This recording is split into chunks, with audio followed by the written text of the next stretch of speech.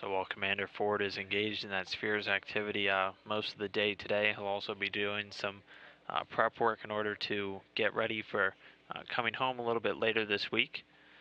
Aside from all of this experiment and maintenance activity, he was able to take some time out of his day yesterday to do a ham radio pass with some students in a public school in Australia.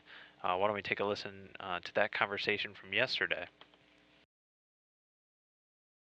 Today we are acting from Italy as a telebridge station for Mount Ousley Public School in Meadow, Australia. Are you ready for the first question, Kevin? Over. I'm ready for the first question from Mount Ousley Public School. Okay, Kevin. Signal is go ahead, Australia, with first question. How does radiation affect you, and do you worry about radiation levels in the thin atmosphere? Over. I don't worry about them myself, but there are many engineers who watch the radiation levels for us. We have equipment on board that can warn us if we need to take shelter. We do have some special places we can go with some little extra protection in our crew quarters. Have to be careful, and we wear detectors on us while we're in space. Great question. Over. Does sound different in space, both in the ISS and when on a spacewalk? Over. Well, it does sound a little different out here. Inside the space station, we can hear each other well when we're talking, and we can listen to music. There is a lot of extra noise from fans and things, but we always do have a background. When we're out on a spacewalk, we just wear headphones, and all we can hear is a radio, just like this one. Over. How do you store the oxygen needed for the astronauts, and do you have enough for extra months if needed? Yes, we do. We carry plenty so that we can last another year or so, and we have tanks on the outside of the space station that hold reserve oxygen.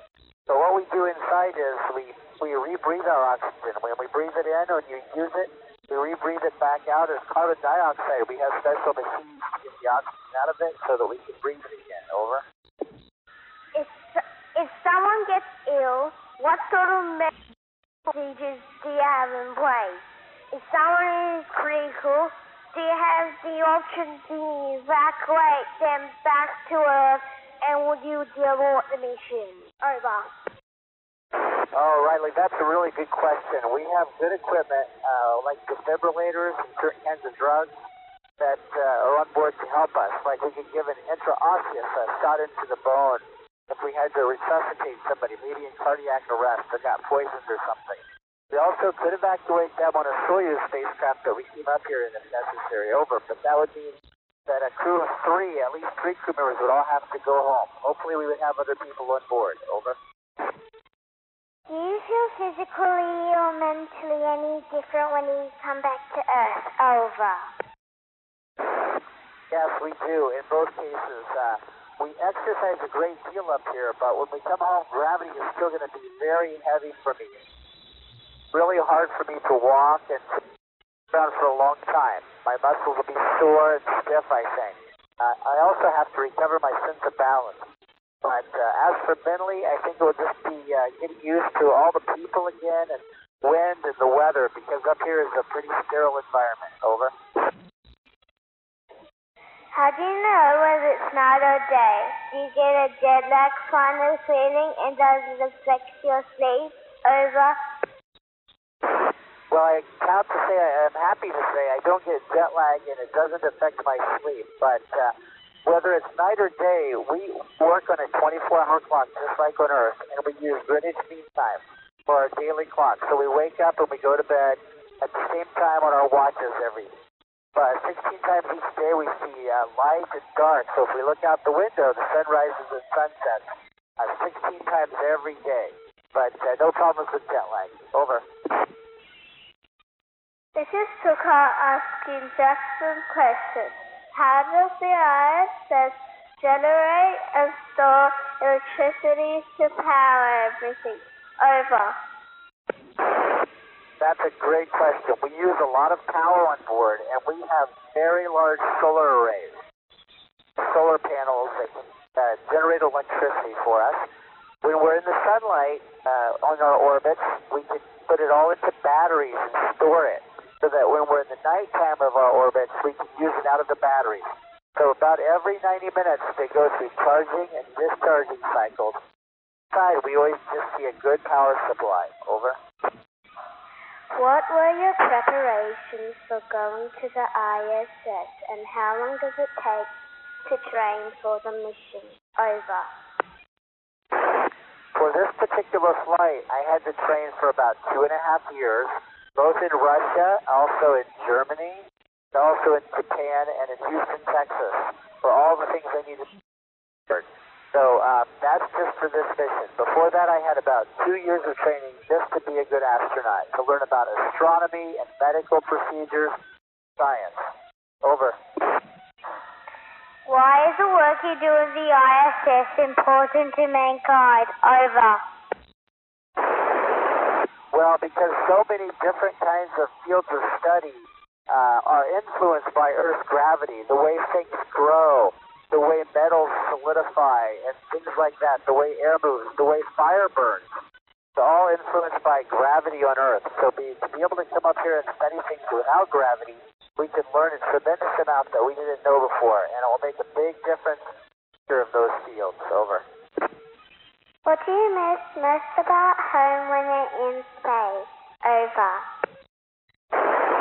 Well, I do miss all the people that I get to interact with every day, and also the food that we have on the planet Earth, and also just our way of life and being able to walk around. Even though I like microgravity, I also like being able to walk around with my legs and have some. Over. How do you read and write if things keep moving around? Over.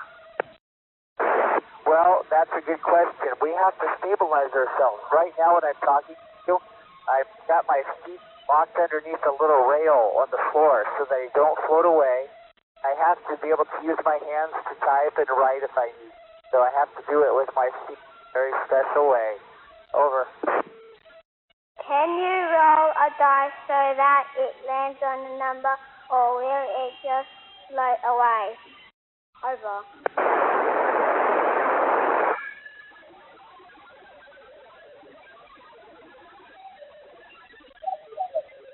Well, dice doesn't really work up here, so we can't play cards or look at dice or something like that if it's not made a very special way. Over. How do you turn on and use the airlock? Over. Well, when we're ready to use the airlock, we have to be able to open and close valves and open and close hatches. So we have to get everything all cleaned up and ready. Then the ground can power on all those valves for us so that they're available. And when it's time to go outside, we go into a special little chamber, close the hatch behind us. There's a hatch that goes outside with a valve, and we open up that valve. We let all the air out of the chamber, and we can open a big hatch to go outside in space. Over. How do you become an astronaut in space? Over. How do you become an astronaut in space? Well, you have to know a lot about math, science, engineering, learn to do a lot of things with your hands. Really, you do what you're doing right now is you just be a really good student in school, learn all the things you can, because all those subjects are important. And things like your language, learning a really good English and maybe learning a foreign language would be very helpful as an astronaut too. Over. What do you consider to be the best part of your work? Over. Well, the best part of my work is getting to work with so many people around the world on the International Space Station, because we're all working together to do something very special for our future. That's the absolute best. But I also love flying in rockets, and I love floating inside the space station.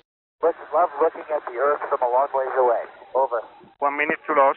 A fire's a big risk. What would happen if there was a serious fire that got out of control? Over. There's some risk from fires, and if we have to, we would evacuate the space station. But we do have some fire extinguishers. Okay, everyone at Mount Ousley, could we have a big thank you to Commander Kevin Ford, please?